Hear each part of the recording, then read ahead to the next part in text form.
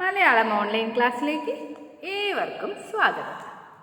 അപ്പോൾ നമ്മൾ കഴിഞ്ഞ ക്ലാസ്സിൽ കദളീവനം എന്ന കവിതയാണ് പഠിച്ചത്. കുഞ്ചൻ നമ്പ്യാരുടെ തുള്ളലിലത്തെ കല്യാണ സൗഗന്ധികം അല്ലേ, അതിലെ കദളീവനം എന്ന കവിതയാണ് നമ്മൾ കഴിഞ്ഞ ക്ലാസ്സിൽ പഠിച്ചത്. അപ്പോൾ അത് കഴിഞ്ഞ് നമ്മൾ പുതിയ പാഠം എടുത്തിട്ടില്ല. അപ്പോൾ നമുക്കൊരു വിഷമമുള്ളൊരു പാഠം നമ്മൾ മുമ്പ് പഠിച്ചിട്ടുണ്ട്. കുറച്ച് വിഷമം കഥയാണെന്ന് വിചാരിച്ചാലും അത് വായിക്കാനൊക്കെ കുറച്ച് ബുദ്ധിമുട്ടുള്ളൊരു പാഠമായിരുന്നു. ഏതായിരുന്നു ആ പാഠം? ശേഖൂട്ടി അല്ലേ.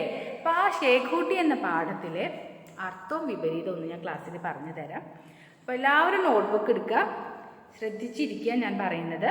അപ്പോൾ എഴുതിയെടുക്കാത്ത വല്ല കുട്ടികളും അല്ലാതെ വിട്ടുപോയിട്ടുള്ളവരൊക്കെ ഉണ്ടായിരിക്കും ചില അർത്ഥങ്ങളൊക്കെ. അപ്പോൾ അതൊക്കെ ശ്രദ്ധിച്ചിട്ട് നോക്കിയിട്ട് എഴുതിയെടുക്കാത്തവരുണ്ടെങ്കിൽ അത് എഴുതിയെടുക്കുകയൊക്കെ ചെയ്യാം.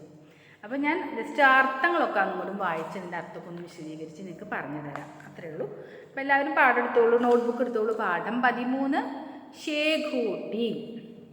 ആരാണ് ചെറുകഥ എഴുതിയിട്ടുള്ളത്? ടി പത്മനാഭൻ അല്ലേ. നോക്കിക്കോളൂ കേട്ടോ. അർത്ഥം നോക്കൂ. നിസ്സഹായൻ. ശേഖൂട്ടി നിസ്സഹായനായിട്ട്, മരണത്തിൻ്റെ ആ തുടക്കം തന്നെ അങ്ങനെയാണ്. ശേഖൂട്ടീനെ സഹായിക്കാൻ ആരുമില്ലാത്ത അവസ്ഥ, നിസ്സഹായനായ മരണത്തിൻ്റെ എന്നിട്ട് വരി തുടങ്ങുന്നുണ്ടല്ലോ. അതിൽ നിസ്സഹായൻ എന്ന് പറഞ്ഞ എന്താണ്? ശേഖൂട്ടി സഹായിക്കാൻ ആരും ശേഖൂട്ടിയുടെ അടുത്തേക്ക് വരുന്നില്ല. നിസ്സഹായൻ, ആരും സഹായത്തിനില്ലാത്തവൻ, സഹായമില്ലാത്തവൻ എന്നർത്ഥം. നിരത്ത് എന്ന് പറഞ്ഞാൽ വഴി. പ്രാഭവം ശ്രേഷ്ഠത. തരിശു നിലം എന്ന് പറഞ്ഞാൽ എന്താ? തരിശായി കിടക്കുന്ന ഭൂമി. കരുവാൻ കൊല്ലൻ. എന്താണ്? നിസ്സഹായൻ, സഹായമില്ലാത്തവൻ. നിരത്ത് വഴി. പ്രാഭവം ശ്രേഷ്ഠത. തരിശു നിലം തരിശായി കിടക്കുന്ന ഭൂമി. കരുവാൻ കൊല്ലൻ. ഉല എന്ന് പറഞ്ഞ എന്താണ്?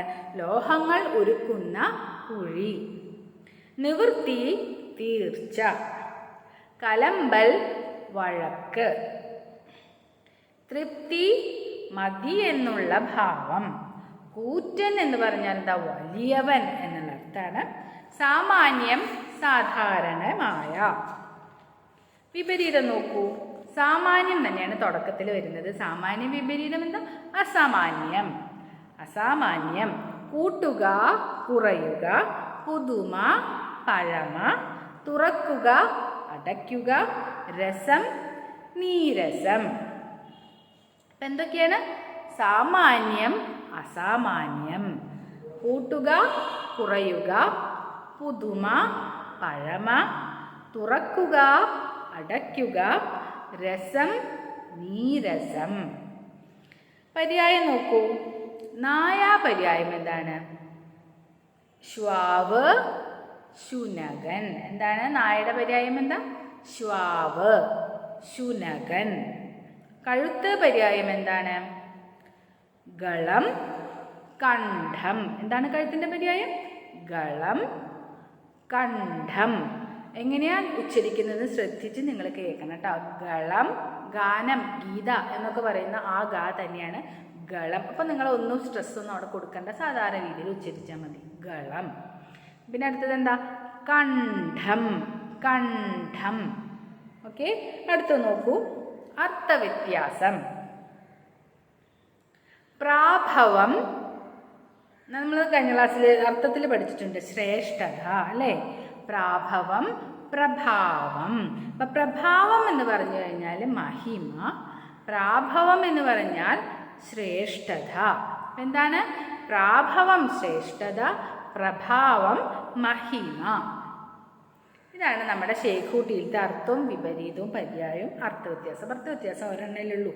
അപ്പോൾ ഇതുവരെ നിങ്ങൾ എല്ലാവരും ശ്രദ്ധിച്ച് കേട്ടില്ലേ? അപ്പോൾ ഇത് വിട്ടുപോയവരൊക്കെ ഉണ്ടെങ്കിൽ മാം പറയുന്നത് ശ്രദ്ധിച്ച് കേട്ട് എഴുതിക്കോളൂ കേട്ടോ. അപ്പോൾ അല്ലാത്തൊരു ഇതിൽ നോക്കിയിട്ട് എഴുതിയാലും മതി. എൻ്റെ SGPS ആപ്പിൽ നോക്കിയിട്ട് എഴുതുക. അപ്പോൾ ഒന്നുകൂടി നന്നായിട്ട് ശ്രദ്ധിച്ച് പഠിക്കുക. ആണ് പരീക്ഷയൊക്കെ ആവാറായിട്ടുണ്ട്. അപ്പോൾ ടെസ്റ്റ് പേപ്പർ എല്ലാവരും എഴുതാൻ ശ്രദ്ധിക്കണം. അപ്പോൾ നമുക്കിനി അടുത്ത ക്ലാസ്സിൽ വീണ്ടും കാണാം. നന്ദി, നമസ്കാരം.